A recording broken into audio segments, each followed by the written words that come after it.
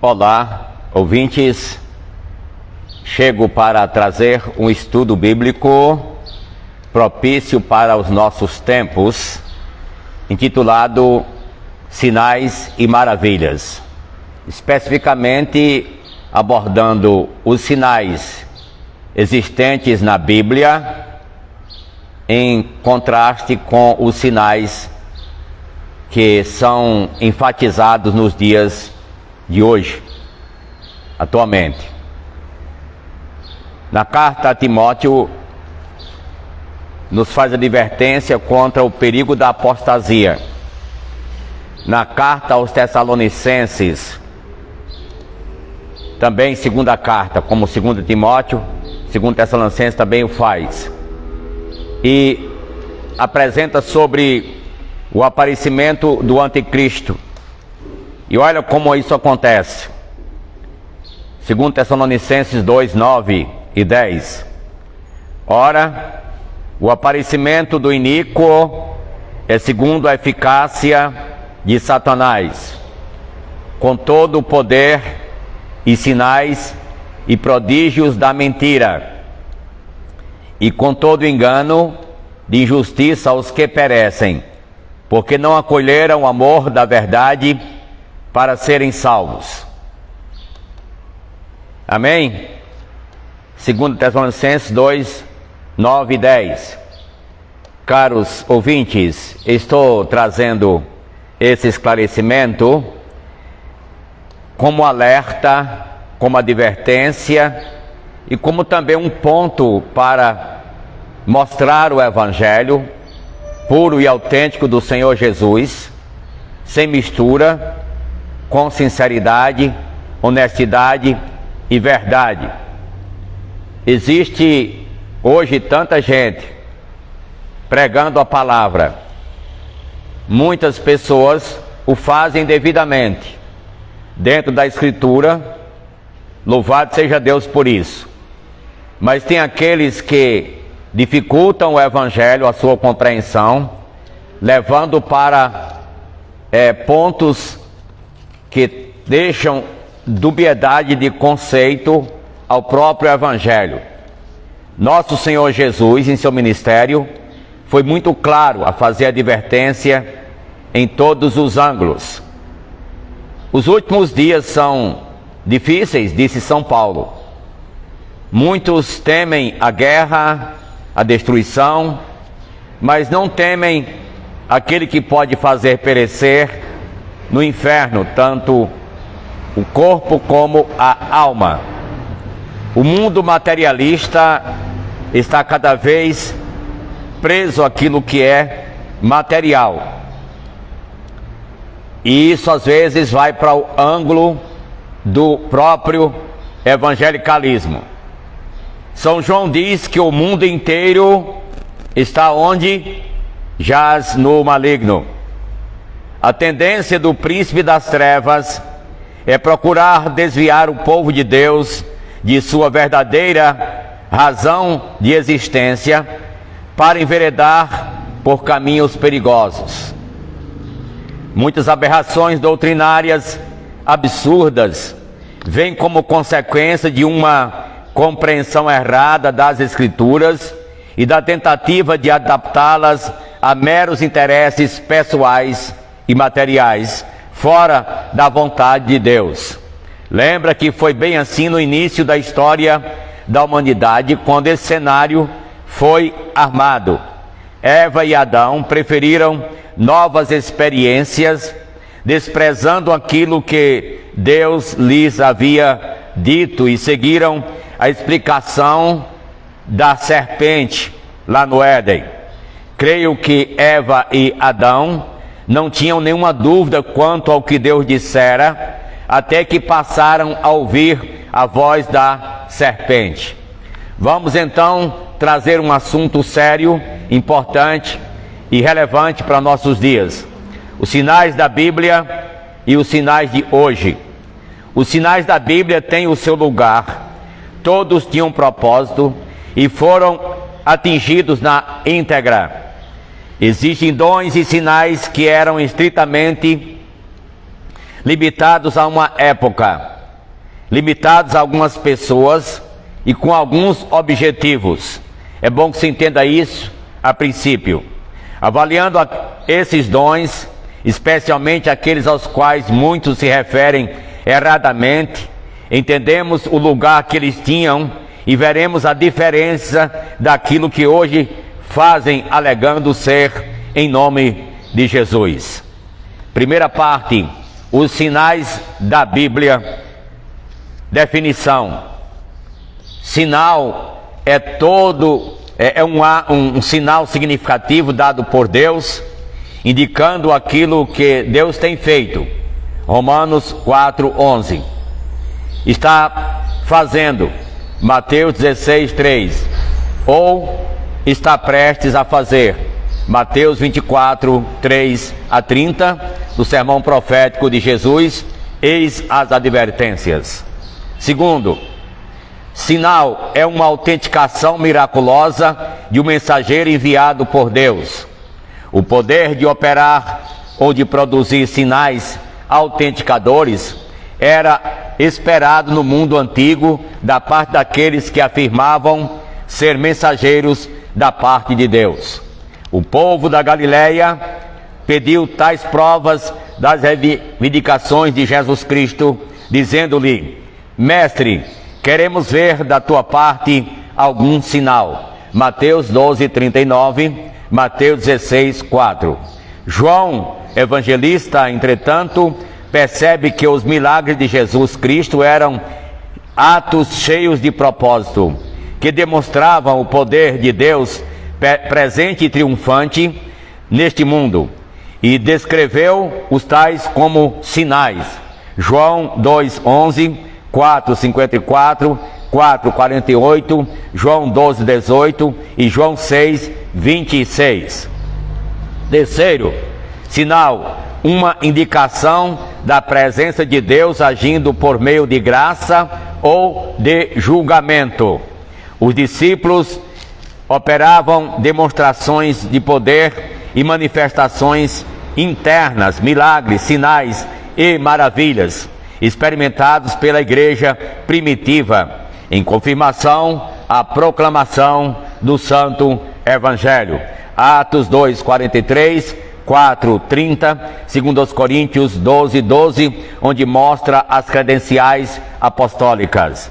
O julgamento final do mundo também será anunciado, dramáticos, grandes sinais do céu. Lucas 21:11-25. O pastor Ricardo Mateus, no seu comentário da Epístola aos Hebreus, faz divisão entre sinais, prodígios, milagres, da seguinte forma: sinais, um feito que tem significância. Prodígios, um feito que produz efeito de admiração. Milagres, um fenômeno produzido por poder. Estes são meios externos de confirmar a mensagem falada, como é a ênfase da carta aos Hebreus. Milagres e maravilhas têm como definição todo e qualquer fenômeno que altera uma lei pré-estabelecida. Milagre também é descrito literalmente como obras de poder. Milagre é um fenômeno que de tal modo transcende os processos naturais e se manifesta em tais circunstâncias que só pode ser atribuído à interferência de algum poder sobrenatural. Segunda parte da nossa apresentação: o propósito dos sinais e milagres. Sim, como disse inicialmente, tudo que Deus faz tem propósito e tem sua relevância. O Evangelho de João dá uma ênfase toda especial aos sinais, descrevendo o seu propósito da seguinte forma. Sigamos a sequência. João 2:11. Manifestar a glória de Jesus Cristo para que os seus discípulos crescem nele. Segundo, João 3:2. Fazer conhecido ser Jesus o enviado de Deus. Esse foi o testemunho do homem, o mestre Nicodemos. João 4, 48 e 10, 25. Levar os judeus a crerem em Jesus. E aqui foi o testemunho do próprio Jesus. Pode verificar. João, em quarto lugar, 6, 26 a 29. Jesus repreende os judeus por ignorarem e desconhecerem o propósito dos sinais e recomenda-os a trabalharem pela comida imperecível a qual ele dá. Isso foi após a multiplicação dos pães. Vieram a Jesus e Jesus disse, já estava do outro lado até, ele disse: vocês me procuram não porque viram sinais, mas porque comeste dos pães e vos fartastes. Então, vocês estão querendo coisa material, em outras palavras, e recomenda-os trabalharem não pela comida que perece, mas pela que subsiste para a vida eterna, a qual o Filho do Homem vos dará, porque Deus, o Pai, o confirmou com o seu selo. Pois bem, está em João 6, 26 a 29. Em quinto lugar, João 11, 4. Jesus foi glorificado pela morte de Lázaro. Sim, pela morte de Lázaro, Jesus foi glorificado. Muitos creram por este milagre. João 11, 41, 42, 45, 56 e João 12, 18. Muitos creram por causa deste milagre. Em sexto caso, João 20, 30 e 31, especificando, preste atenção. São João declara aqui o propósito dos sinais que foram feitos por Jesus e diz que era para que as pessoas viessem a crer que Jesus é o Cristo, o Filho de Deus, e para que, crendo, assim tivessem vida em seu nome. Interessante é que muitos que focalizam sinais e milagres hoje não têm certeza de vida eterna, não entenderam o propósito dos milagres, procuram ler os milagres e tentam fazer mais outras coisas parecidas que não conseguem fazer igual, tentam imitar, mas não têm certeza de vida eterna, e a doutrina é desprovida do conteúdo bíblico. Note, vivem pregando suas religiões e às vezes a si próprio, campanhas de cura em determinados lugares, enquanto que quando Jesus produzia milagres e sinais, não tinha um lugar específico, era onde era necessário, em qualquer lugar. Existem dons e sinais e milagres que eram estritamente restritos a uma época, a algumas pessoas e com objetivos específicos, conforme mencionamos. O que para isso eu vou deixar aqui algumas perguntas para o dileto ouvinte nesta oportunidade. Vou deixar 8 perguntas sobre sinais e maravilhas, para você entender o que acontecia, o que está acontecendo e o que não acontece. Entendeu? Vamos lá. Primeira pergunta: por que não se repete o fenômeno de Filipe transportado de Gaza a Azoto? Atos 8, 39 a 40. É comum isso acontecer hoje. Filipe acaba de evangelizar um homem e batiza aquele homem, e logo Filipe desaparece misteriosamente e reaparece em outro lugar distante. Isso é comum hoje. É um sinal da era apostólica do primeiro século. Eles não tinham a Bíblia, eles não tinham a revelação completa. A Bíblia estava sendo compilada. Hoje tem uma revelação perfeita, concretizada, na qual devemos nos apegar. A qual devemos nos apegar? Segunda pergunta: e os mortos não ressuscitam mais? Veja que Jesus, em João 11, ressuscitou a Lázaro. Em Atos 9, 40, 41, Pedro ressuscita a Dorcas. Paulo, em Atos 20, 9 a 12, ressuscita a Eutico. Isso é comum hoje nos cultos, morrer gente, ressuscitar dentro do próprio culto, ou alguma história obscura que tentam contar de tais acontecimentos. São fenômenos específicos para épocas específicas, limitando-se até a pessoas específicas com propósitos específicos. Terceira pergunta: e o caso de Ananias e Safira não é comum mais acontecer hoje? Ananias mentiu e Ananias morreu na hora. Safira fez o mesmo, chegou atrasada, mentiu e morreu também. Ouso dizer, caiu dura. Ananias caiu duro, só que duro por minha conta, porque interessante que foram sepultados instantaneamente. É como quem morria do Covid-19, imediatamente era sepultado, não era? E Ananias e Safira, de repente, foram sepultados na hora que morreram. Interessante, é um fenômeno que estava acontecendo. Note, mentiu, morreu. Note, quais eram as credenciais apostólicas? Eu digo que limitava-se a algumas pessoas em alguma época, então eu me refiro aqui aos apóstolos e aos seus contemporâneos. Note, de acordo com Atos 1, 21 a 22, 10, 39 a 40, 1 Coríntios 9, 1 e 2 Coríntios 12, 12. Os apóstolos teriam que ter visto Jesus, andaram com Jesus, comeram com Jesus e viram-no após ressuscitado. Qual apóstolo passa nesse crivo hoje? Tem apóstolo por aí? Quando foi que ele viu Jesus? Quando foi que ele comeu com Jesus? Quando foi que ele foi testemunha ocular dos feitos de Jesus? Nenhum passa no crivo. Como são as curas de hoje?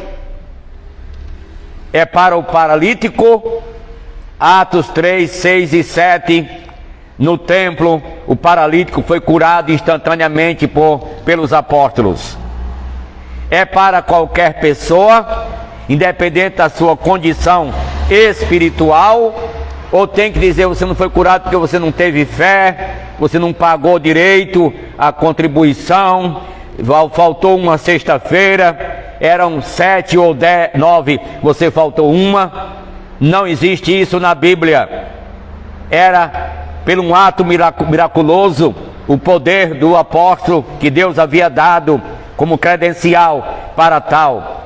Paulo disse, segundo aos Coríntios 12, 12, as credenciais do apostolado foram evidenciadas em mim com todo o poder sobrenatural, com sinais e prodígios. Credencial apostólica.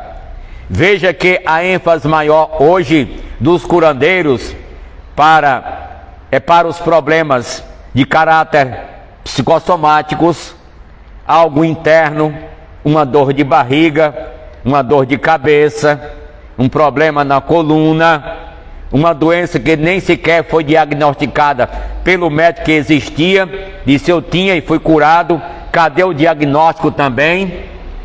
É diferente, gente, do período apostólico, quando as coisas aconteciam real, doenças patológicas existentes, reais, e era público e notório, todos podiam testemunhar, o cego ver, o paralítico andar, o morto ressuscitar, o leproso ser purificado.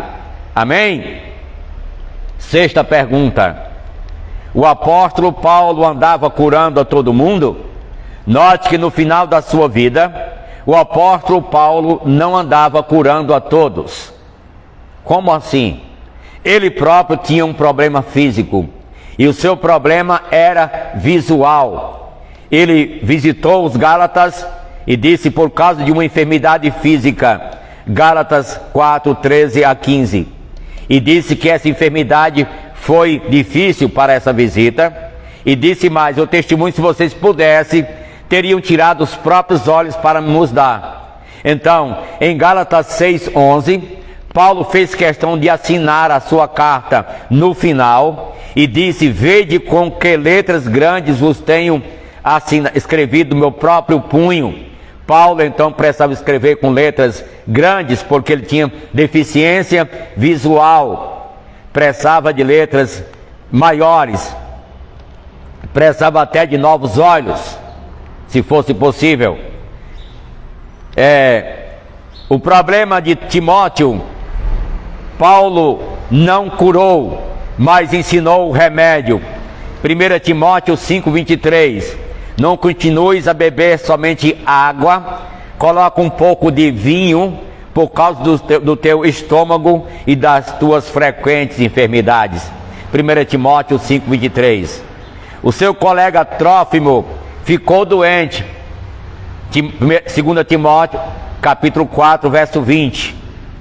Ele não curou, não era propósito, ele reconheceu não ser propósito de Deus, e então ele deixou o doente. Sétima pergunta, são 8. A sétima pergunta é: o que diz Jesus sobre o ministério de milagres, a parte da sã doutrina e de uma vida coerente com seus ensinamentos? Mateus 7, 21 a 23. Nem todo o que me diz Senhor, Senhor entrará no reino dos céus, de Deus, mas aquele que faz a vontade de meu Pai que está nos céus. Muitos naquele dia hão de dizer-me: Senhor, Senhor, porventura não temos nós profetizado em teu nome, e em teu nome não expelimos demônios, e em teu nome não fizemos muitos milagres? Verso 23, então lhes direi explicitamente, disse Jesus, nunca vos conheci, apartai-vos de mim, vós que praticais a iniquidade. Os que praticam a iniquidade. Então aqui pessoas que curavam, exorcizavam, pessoas que faziam milagres, profetizavam, mas vão estar longe de Jesus, vão estar longe de Deus na eternidade. Não porque fizeram isso em si, mas porque não tinham a credencial principal, a vida eterna. Propagavam suas ideias, seus movimentos, até envolvidos com o Evangelho, mas estavam perdidos, sem salvação, sem vida eterna. Eu paro agora para perguntar, meu prezado ouvinte, porque esse estudo também tem um caráter evangelístico. Você já tem a vida eterna? Você já recebeu a Cristo como teu único Salvador? Os milagres existentes na Bíblia, no Evangelho de João e em demais lugares, são suficientes para mostrar que Jesus é o Cristo, Filho de Deus, e para que você, crendo, tenha a vida eterna e não vá para a perdição eterna. É interessante que em João 10:41 é falado que João Batista não fez nenhum sinal, mas tudo quanto ele disse sobre Jesus é verdadeiro, era verdadeiro e é verdadeiro.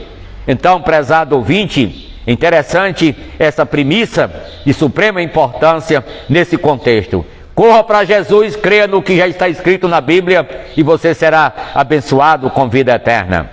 Eu disse que são 8 perguntas, não é? Então, vamos para a 8ª pergunta. Qual foi a orientação dada por Tiago sobre os doentes? Lá em Tiago ele disse então, se está alguém doente, faça um movimento de cura, uma campanha, e cada um dá uma contribuição e vai resolver o problema? Não, jamais, nunca. Ele disse, está alguém doente, chame os presbíteros da igreja, e estes façam oração sobre ele, ungindo-o com óleo ou com azeite, em nome do Senhor. Preste atenção. E a oração da fé salvará o enfermo. Olha quem é que salva. A oração da fé salvará o enfermo, e o Senhor o levantará. E se houver cometido pecado, ser-lhe-ão perdoados.